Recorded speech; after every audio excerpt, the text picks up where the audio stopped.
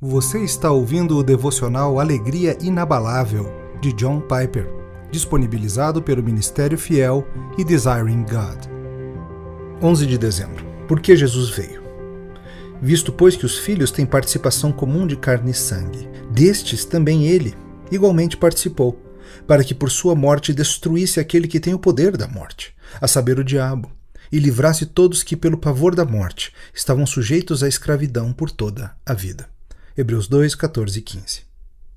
Hebreus 2, 14 e 15 merece mais do que 2 minutos em um devocional sobre o Advento.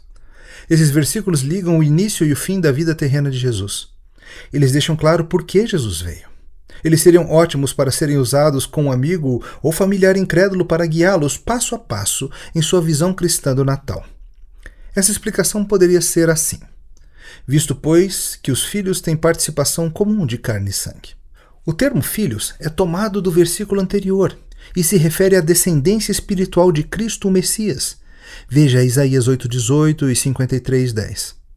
Estes são também os filhos de Deus. Em outras palavras, ao enviar Cristo, Deus tem em vista especialmente a salvação dos seus filhos. É verdade que Deus amou o mundo de tal maneira que enviou Jesus, mas também é verdade que Deus estava especialmente reunindo em um só corpo os filhos de Deus que andam dispersos. João 11:52. O desígnio de Deus era oferecer Cristo ao mundo e realizar a salvação dos seus filhos. Veja 1 Timóteo 4:10. Você pode experimentar a adoção ao receber Cristo. João 1:12. Destes, carne e sangue, também ele igualmente participou. Cristo existia antes da encarnação. Ele era Espírito. Ele era a palavra eterna. Ele estava com Deus e era Deus. João 1:1, Colossenses 2:9. Mas ele tomou carne e sangue e revestiu sua deidade com a humanidade.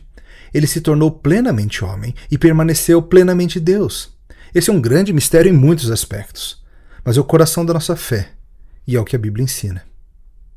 Para que, por sua morte, a razão pela qual Jesus se tornou homem foi morrer. Como Deus, ele não podia morrer pelos pecadores, mas como homem ele podia. Seu objetivo era morrer. Portanto, ele precisou nascer humano. Ele nasceu para morrer. A Sexta-feira Santa é a razão para o Natal. Isso é o que precisa ser dito hoje sobre o significado do Natal. Destruísse aquele que tem o poder da morte, a saber, o diabo. Ao morrer, Cristo desarmou o diabo. Como?